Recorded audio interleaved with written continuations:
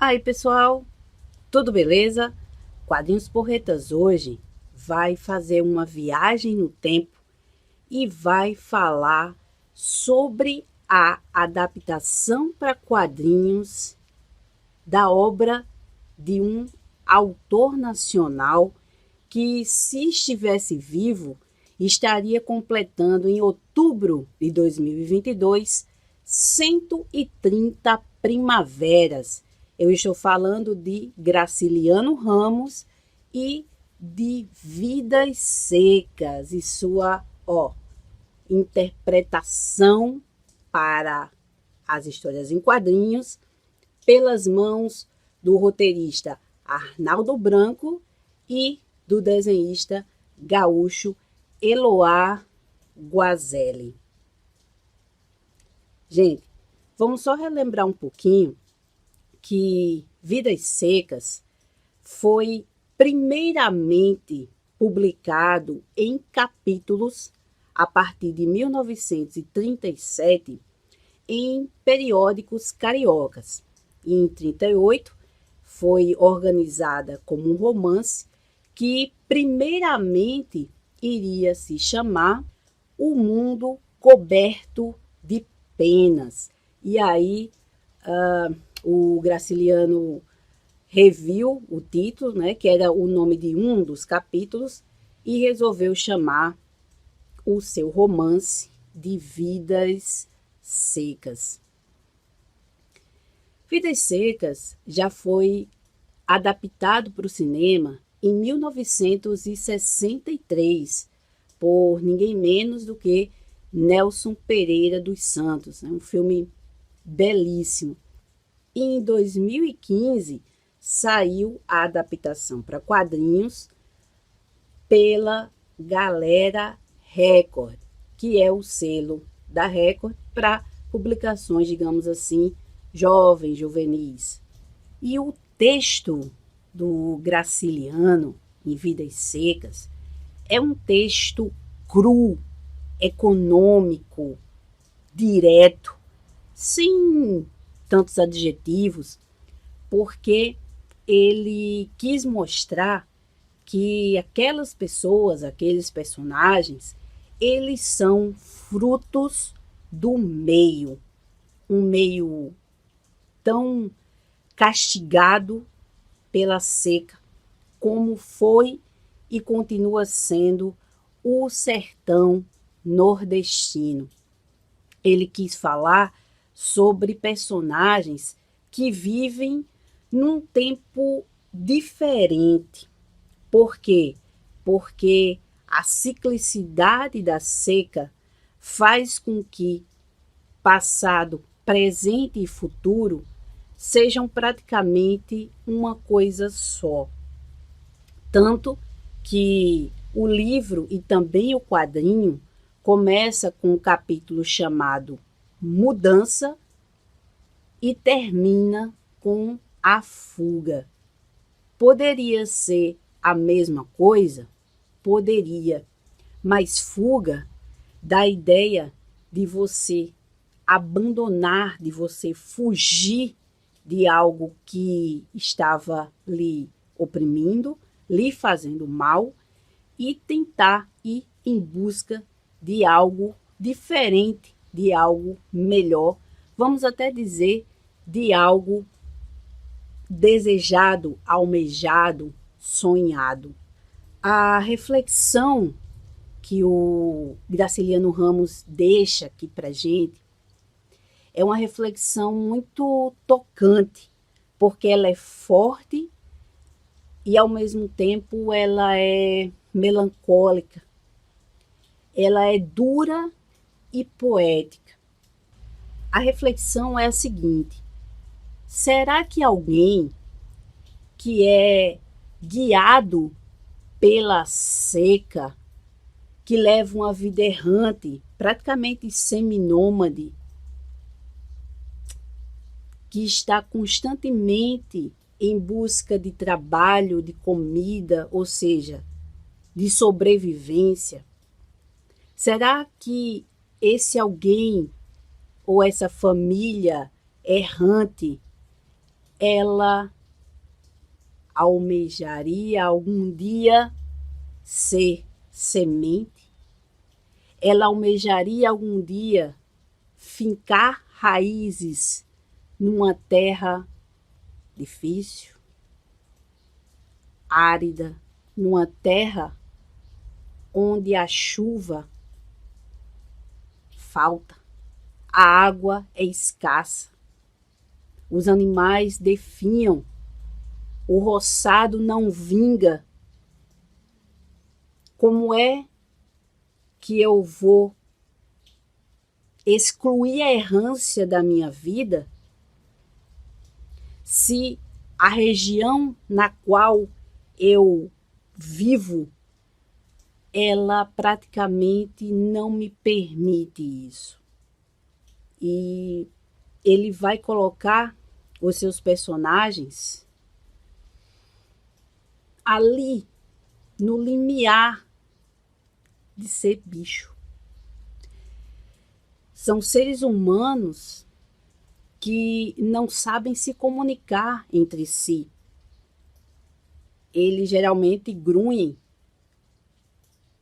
respondem com onomatopeias, são monossilábicos, pessoas que não têm instrução, que os outros, os patrões, os comerciantes, estão sempre enganando, fazendo contas diferentes e praticamente chamando essas pessoas de quê?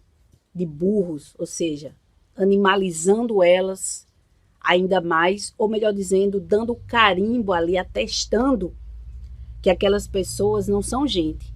Elas estão muito realmente mais próximas dos bichos. E aí, dentro dessa família linda do Fabiano, da Sinhá Vitória, dos dois meninos, tem uma cadelinha linda chamada Baleia. Uma cadelinha que é mais gente do que os seres humanos. Uma cadelinha que sente, que expressa o amor dela através da proteção e do cuidado àquela família, através da caça aos preás para alimentar a família. E a cadelinha baleia, ela sonha. Ela sonha. E a realidade é tão dura aqui que os animais, eles têm direito à vida de acordo com a serventia deles. No começo da jornada dessa família, dentro da família também havia um papagaio, mas era um papagaio mudo, um papagaio que não servia para nada. E aí vai chegar o momento em que ele vai ser sacrificado e vai servir de alimento para toda a família, inclusive para a baleia que fica com os ossinhos, né? E com a cabeça do bicho, com as patas. É duro. A vida do sertanejo é uma vida dura, é uma vida árdua. E aqui, na adaptação para quadrinhos do clássico Vidas Secas, o Arnaldo Branco ele foi cirúrgico e o Eloá Guazelli também. Eles se apropriaram ali daquela linguagem crua do Graciliano Ramos e eles colocam aqui uma trama também crua, árida, bruta, seca. Os traços do Guazelli e a paleta de cores que ele escolheu são enxutos, são precisos, são econômicos e nos transmitem a força da imagem e a força da personalidade de cada personagem. Aqui a gente vai ter uma paleta de cores, onde vai predominar um tom ocre, meio marrom, meio vermelho. E esse tom, ele só vai mudar 2 vezes na história. No capítulo do inverno, onde a gente vai ter aí um azul acinzentado, misturado ali com um pouco de preto também. E no capítulo final da fuga, onde o sonho de ser semente, o sonho de criar raízes, o sonho de ir morar na cidade e dar uma vida melhor para os filhos, dar instrução para os filhos, ele é verde, mas é um verde musgo, é um verde mofado, é um verde que não se cria. Então, essa interpretação de Vidas Secas, pelo Arnaldo Branco e pelo Eloar Guazelli, é uma interpretação porreta, é uma interpretação riquíssima, que numa primeira lida pode ser que muitos estudiosos e fãs do Graciliano Ramos torçam a cara, mas mergulhem nesse sertão, na dor e na valentia desses personagens.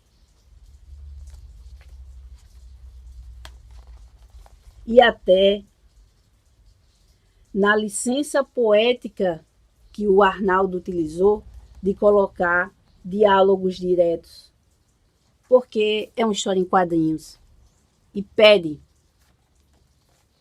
também o diálogo direto, o balão. Olha, gente. E a cena mais tocante de Vidas Secas, que é a morte da baleia, tá aqui e arrepia e mostra toda a dor da baleia e também do Fabiano em ter que sacrificar sua cachorrinha doente. Vidas Secas marca. Marca quem lê e marca quem vê. O prefácio dessa edição foi assinado pela Elizabeth Ramos, a neta do Graciliano Ramos. E ela comenta, né, que cada interpretação de uma obra é a visão daqueles artistas daquela época e para um outro público. Mas aqui no quadrinho a gente também se emociona. A gente também sente a secura do sertão, que está impregnada em cada personagem. Vidas Secas, adaptação do belíssimo romance de Graciliano Ramos, por Arnaldo Branco e por Eloar Guazelli. É um quadrinho porreta. Vão atrás, leiam e também, claro, se possível, leiam Graciliano Ramos. É isso aí, pessoal.